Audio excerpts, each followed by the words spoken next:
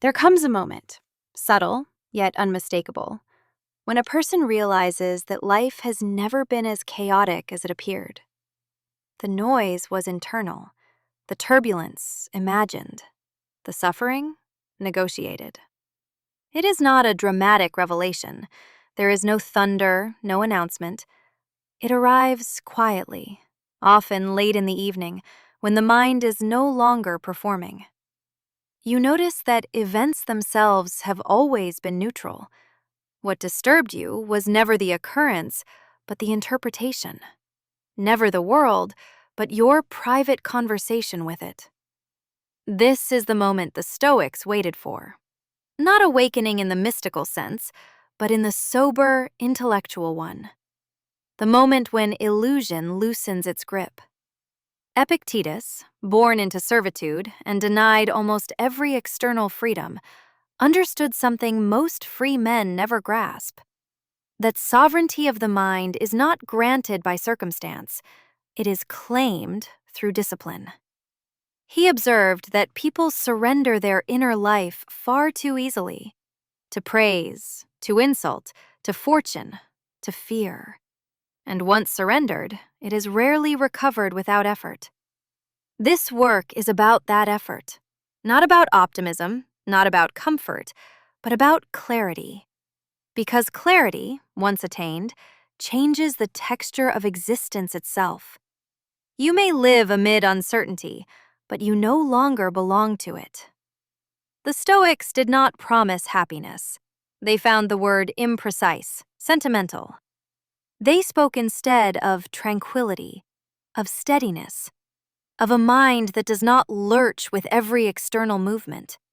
And they believed this condition was not reserved for philosophers or monks, but available to anyone willing to assume responsibility for their inner world. The modern individual believes peace will arrive once conditions improve, once circumstances align, once recognition is secured, once life becomes predictable. The Stoic recognizes this as a fundamental error. Peace is not the reward of order, it is the result of understanding.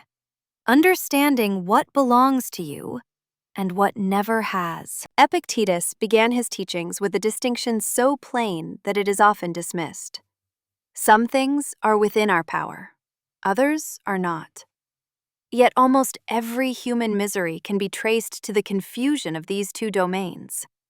Your opinions belong to you.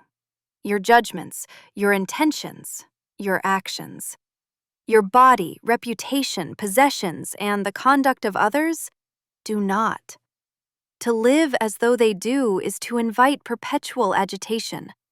To accept the distinction is to begin the work of freedom. The Stoic does not withdraw from the world. He simply refuses to mistake it for himself. Let us begin, then, with the first principle: firm purpose. Without purpose, the mind becomes porous. Impressions enter unchallenged. Emotions dictate direction. Life feels invasive.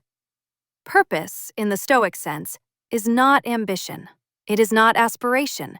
It is orientation. Marcus Aurelius wrote not of dreams, but of duties. Not of becoming extraordinary, but of acting correctly. Purpose was ethical before it was personal. To reason clearly, to act justly, to endure with dignity, to contribute rather than consume. This was the work of a human being. A firm purpose provides gravity. It pulls the mind back to center when desire scatters it. Without it, every inconvenience feels personal, every delay offensive, every criticism destabilizing. The Stoic does not ask, "What do I want?" He asks, "What is required of me now?" This question simplifies life. It removes theatricality. It removes self-pity. It removes unnecessary drama. And with simplicity comes strength. A person anchored in purpose does not fear adversity. He recognizes it as material. Material for patience, material for courage, material for character. Epictetus insisted that no one stumbles into purpose. It is chosen, examined, reaffirmed. One must decide who one intends to be, irrespective of outcome. This decision is quiet, private, irrevocable. Once made, it renders many anxieties obsolete. Which leads naturally to the second principle, guarding the mind. The Stoics were ruthless observers of thought. They noticed that the mind, left unattended, does not seek truth. It seeks familiarity, drama, confirmation. Epictetus warned that impressions arrive unsolicited. They announce themselves with urgency. They demand assent. But an impression is not yet a belief. Between the two lies choice. Most people do not notice this interval. They accept the impression immediately. And in doing so, they surrender authorship. It is not things that disturb us, Epictetus observed, but our judgments about things. This is not metaphor, it is mechanics. An insult is sound. A loss is circumstance. A delay is time. Suffering is interpretation. To guard the mind is to slow the process, to examine impressions before granting them authority. Is this true? Is this necessary? Is this useful? If not, it is dismissed, not suppressed, dismissed. The Stoic does not wage war against thought. He subjects it to reason. This discipline transforms emotional life. Anger weakens. Anxiety loses coherence. Desire becomes negotiable, because emotions no longer rule unopposed. Seneca wrote that the mind should be treated as a republic, not a mob. Order requires vigilance. Freedom requires structure. Guarding the mind also means choosing what it consumes. Noise is not neutral. Repetition persuades. Exposure conditions. The Stoic is selective. He does not confuse awareness with absorption, nor information with wisdom. He understands that attention is finite, and therefore sacred. This discipline is not restrictive. It is liberating, because a guarded mind becomes spacious, clear, deliberate. From this clarity emerges the capacity to handle criticism, which brings us to the third principle. Criticism reveals dependency. Those who depend on approval are wounded by disapproval. Those who depend on reputation are shaken by rumor. The Stoic depends on neither. Epictetus taught that criticism has only two possible values. If true, it instructs. If false, it is irrelevant. In neither case is disturbance required. This perspective does not eliminate sensitivity, it eliminates fragility. The Stoic listens, reflects, adjusts if necessary, but he does not collapse, because his self-assessment is internal, his standards, self-imposed. Marcus Aurelius reminded himself that opinions pass, reputations decay, memory fades. To suffer for what is transient is to misunderstand value. Handling criticism well is a sign of inner alignment. It demonstrates that identity is not outsourced, that worth is not negotiated. It is, in the Stoic sense, dignity, which prepares the ground for the transformation of offense. But here we pause, not to conclude, but to breathe, because the work ahead deepens. Offense is a curious phenomenon. It announces itself as an external act, yet takes root entirely within. It claims to be inflicted, yet requires consent. It presents itself as unavoidable, yet dissolves under examination. The Stoics regarded offense not as an injury, but as a misjudgment. Epictetus was unsparing in this assessment. If someone succeeds in provoking you, he argued, It is because you have allowed him jurisdiction over your inner life. This observation is unsettling because it deprives us of a familiar refuge, blame. But it also restores agency. To be offended is to interpret another's behavior as a verdict on one's worth. The Stoic refuses this transaction. He understands that people speak and act from their own condition of mind. Confusion produces confusion. Clarity, clarity. To receive an offense and not return it requires more than restraint. It requires perspective. Marcus Aurelius practiced this relentlessly. When confronted with insolence or ingratitude, he reminded himself that such behavior arose from ignorance, not malice. That those who act poorly do so believing themselves correct. This did not excuse the behavior, it contextualized it.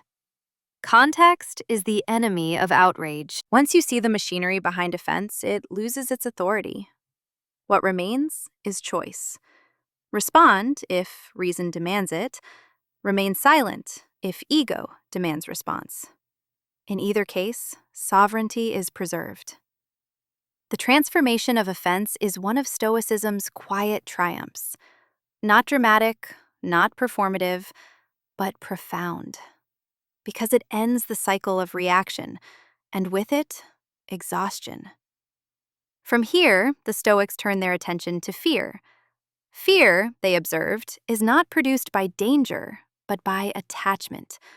One fears only what one believes essential: status, security, belonging, control. Remove the belief in necessity, and fear loosens. Epictetus taught that the mind becomes enslaved the moment it confuses preference with requirement. You may prefer comfort, but you do not require it. You may prefer esteem, but you do not depend on it. This distinction is subtle, yet transformative. Fear thrives where dependency is unexamined. Expose the dependency, and fear collapses. The Stoics did not deny that pain exists. They denied that pain defines. Shame, in particular, fascinated them. They recognized shame as an emotion that survives long after its cause has vanished. It is sustained by memory, rumination, and imagination. Seneca warned that many punish themselves more harshly than any external judge ever would. Stoicism responds not with indulgence, but with mercy. Mistakes are acknowledged, lessons extracted, and then released. To cling to shame is to misunderstand time. The past no longer exists, only its image remains. And images, the Stoics insisted, do not command obedience. To overcome fear and shame is not to become fearless or shameless. It is to become proportionate, to see events in scale, to resist exaggeration, which prepares the mind for another essential practice: anticipating obstacles. At first glance, this appears dour. Why imagine difficulty before it arrives? Because surprise is destabilizing. The Stoics understood that expectation shapes emotional impact. What is anticipated rarely overwhelms. What is unexpected often does. Premeditation of adversity was not pessimism. It was rehearsal. Epictetus advised his students to consider, in advance, the possible frustrations of the day: delay, disagreement, loss, inconvenience, not to suffer twice, but to normalize. When difficulty arrives, it is recognized, not resented. Marcus Aurelius began his mornings by reminding himself that he would encounter arrogance, deceit, and ingratitude, not with bitterness, with preparedness. The mind that expects smooth passage reacts with indignation. The mind that expects resistance responds with composure. This practice cultivates resilience. It trains the mind to regard obstacles not as personal affronts, but as features of existence. A road without resistance does not build strength, nor does a life without friction. Anticipation removes shock. Shock is what converts difficulty into distress, which leads us to inner strength. Inner strength is not intensity, it is steadiness. It is revealed not in triumph, but in endurance, not in assertion, but in restraint. Epictetus distinguished between strength and hardness. Hardness fractures, strength adapts. Inner strength grows when one ceases to argue with reality. Reality does not require agreement, only recognition. Resistance consumes energy. Acceptance conserves it. This does not mean resignation. It means clarity. The Stoic accepts what is given in order to act effectively upon what remains. This is the difference between endurance and passivity. Inner strength is quiet because it has nothing to prove. It does not posture. It does not advertise. It simply remains. And remaining, under pressure, is rare. This quality transforms how one experiences loss. Loss is no longer a verdict. It is a condition. Pain is no longer an enemy. It is information. This perspective does not diminish emotion. It organizes it. From organization comes restraint. Restraint is the discipline of not acting immediately. In a culture that celebrates expression, restraint is often mistaken for repression. The Stoics knew better. To restrain action is to insert reason between impulse and behavior. Epictetus taught that the first impulse is not within our control. The second is. This distinction restores freedom.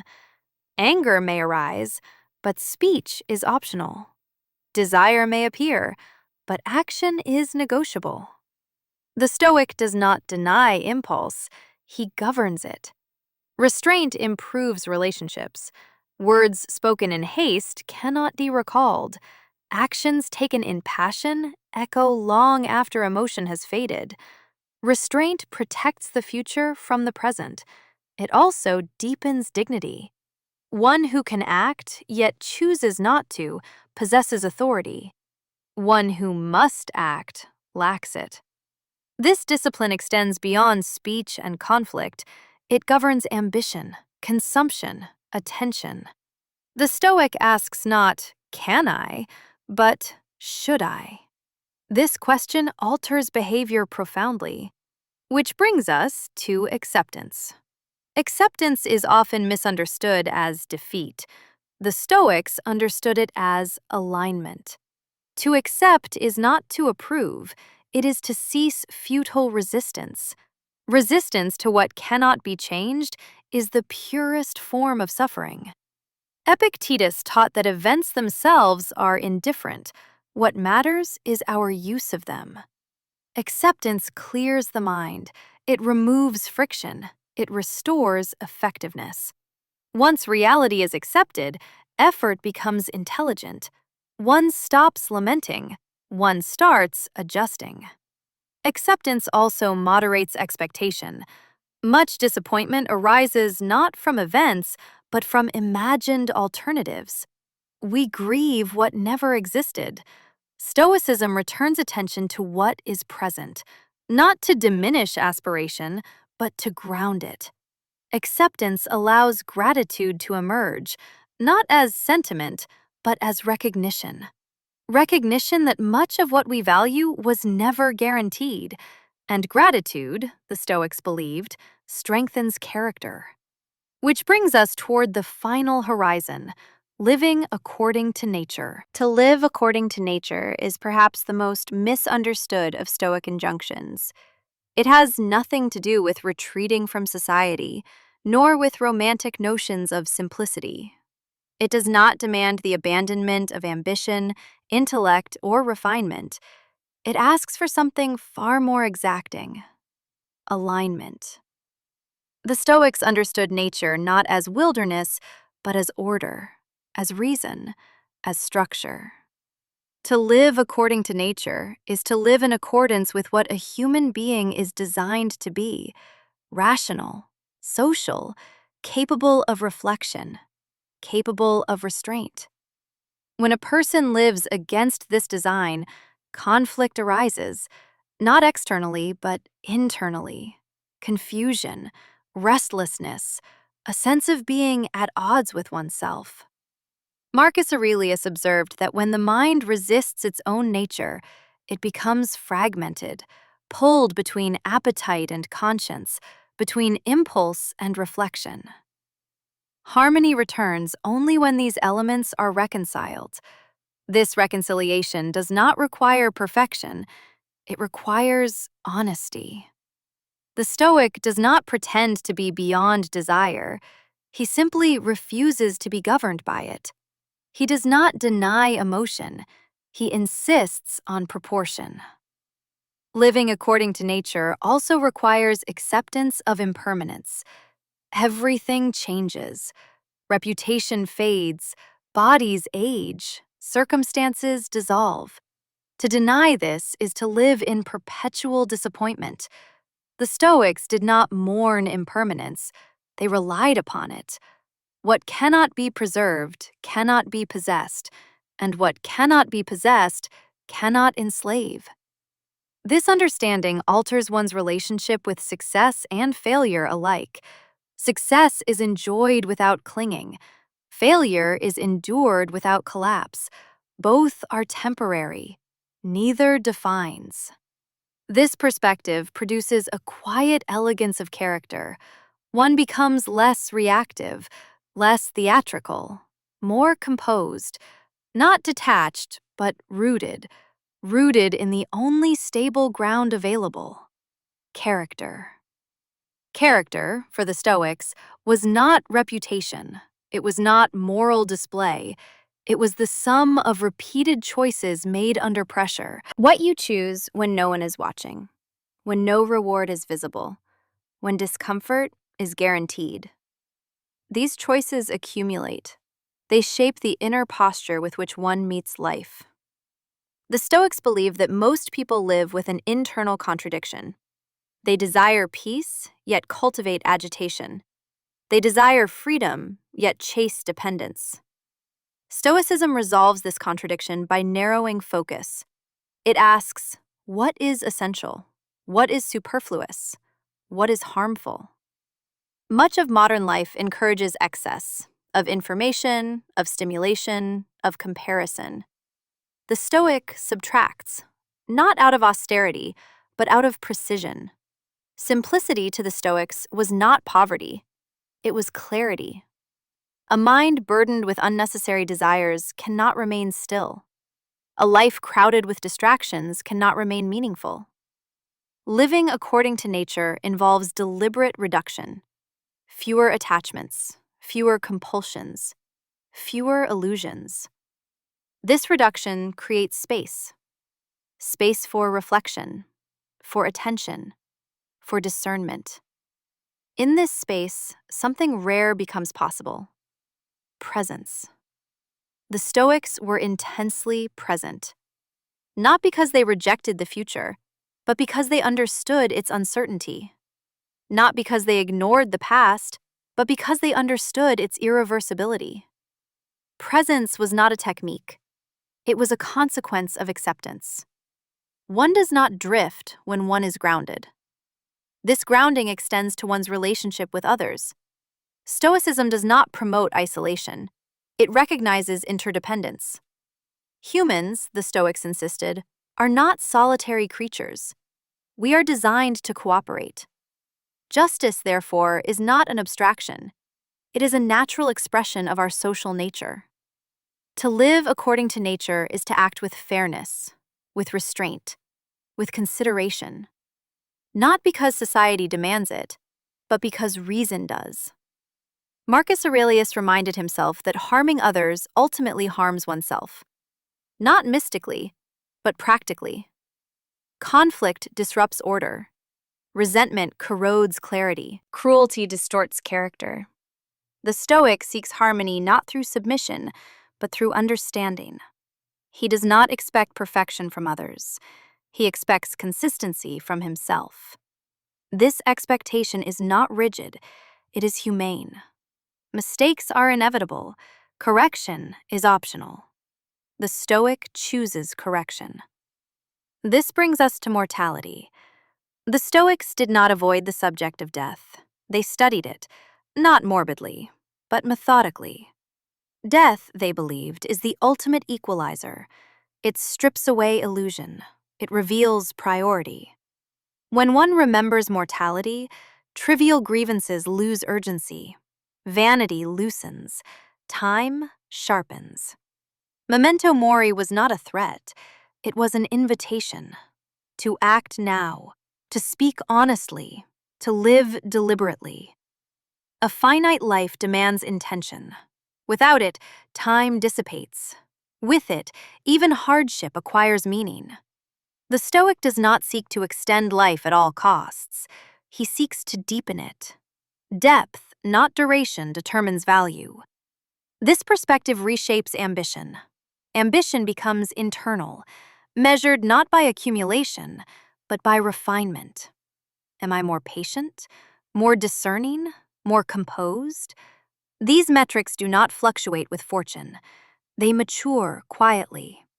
And this maturity produces freedom. Not freedom from difficulty, freedom from domination by difficulty. The Stoic is not untouched by life. He is simply not owned by it. This distinction is subtle, and everything depends upon it, because ownership implies identity, and Stoicism severs that bond. You experience events, but you are not them. You feel emotion, but you are not consumed by it. You participate in the world, but you are not reduced to it. This is the core of Stoic sovereignty, and sovereignty, once tasted, alters perspective permanently. The world remains unpredictable. People remain inconsistent. Outcomes remain uncertain. But you are no longer surprised. Surprise belongs to expectation. Expectation belongs to illusion. Clarity dispels both. At this point, something must be acknowledged. Stoicism is not easy. It demands vigilance, humility, self-examination. It offers no shortcuts, no spectacles, no guarantees. What it offers instead is reliability. You become someone you can depend upon in moments of pressure, of loss, of uncertainty. This reliability is rare, and it is magnetic. Others sense it. They trust it. Not because it is loud, but because it is stable. And stability is persuasive. As we approach the final movement of this work, one last principle remains. Not a rule, not a technique, but a posture. There is a posture the Stoics regarded as the final mark of maturity. Not confidence, not detachment, not serenity. Responsibility. Not the responsibility imposed by society, but the responsibility one assumes willingly. Responsibility for one's inner state, for one's judgments, for one's conduct. Epictetus insisted that freedom begins precisely where excuses end. As long as a person believes their peace depends on circumstances, they remain dependent. As long as they attribute their agitation to others, they remain reactive. The Stoic reverses this orientation. He does not ask who is to blame. He asks what is required of him now. This question is disarming. It leaves no room for resentment, no space for self-pity. It returns attention to agency. Agency is the Stoics' most prized possession. Not the ability to control events, but the capacity to choose response. This capacity, once recognized, transforms the texture of daily life. Inconveniences lose their sting. Delays lose their insult. Losses lose their drama. Not because they cease to matter, but because they cease to dominate. Dominance requires consent, and consent, the Stoic has withdrawn. This is the quiet triumph of Stoicism. It does not conquer the world. It renders conquest unnecessary.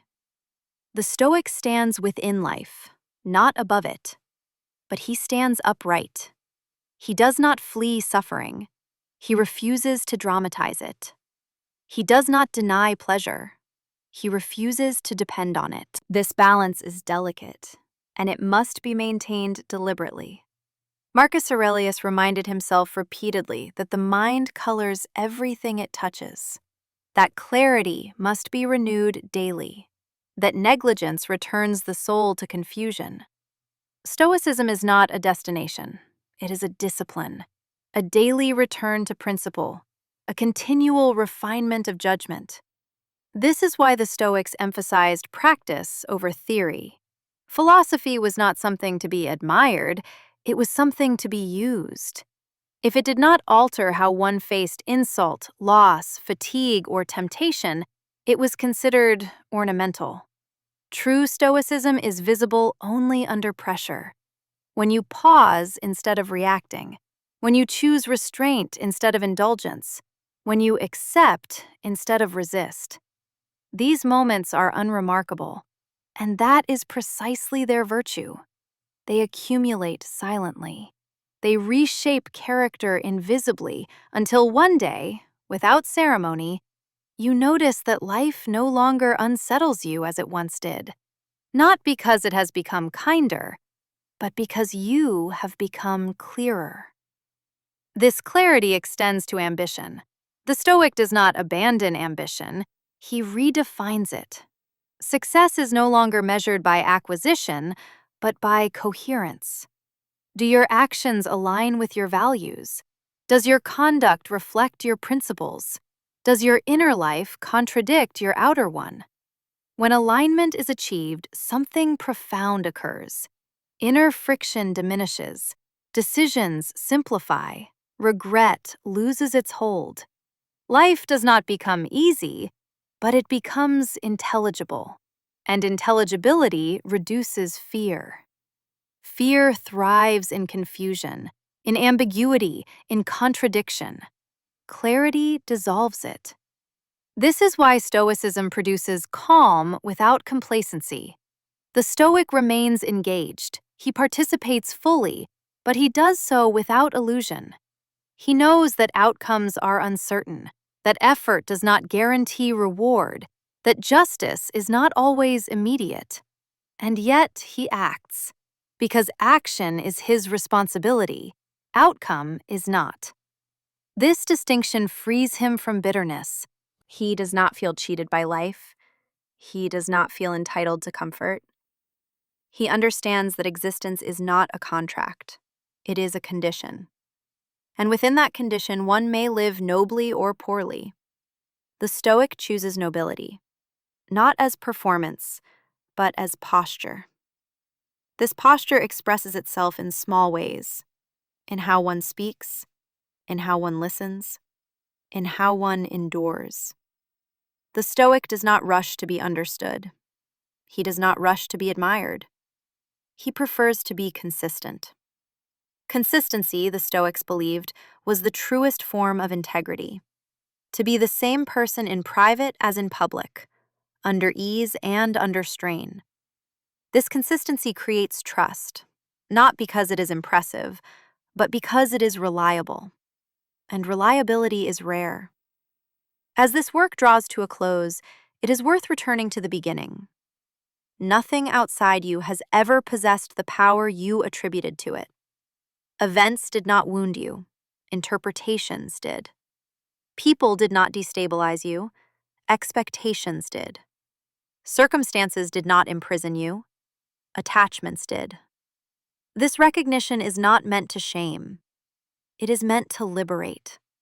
Because what was once given away can be reclaimed. Not all at once, not without effort, but steadily. Stoicism does not promise transformation overnight. It promises orientation, a way of standing in the world, a way of thinking that does not collapse under pressure. a way of living that does not depend on fortune's favor. Once adopted, it alters your relationship with time. You become less hurried, less anxious, more deliberate. You stop asking life to justify itself. You begin justifying your actions instead. This reversal is subtle and profound. If you have remained with this reflection until now, it suggests a certain disposition, a willingness to think beyond comfort, a resistance to superficial answers, an appetite for coherence. Such dispositions are uncommon, and they deserve cultivation. If this work has sharpened your perception even slightly, allow it to continue its work beyond this moment. Not by agreement, but by application. Choose one principle, one restraint, one correction, and practice it. Quietly, consistently, without announcement. That is how philosophy becomes lived.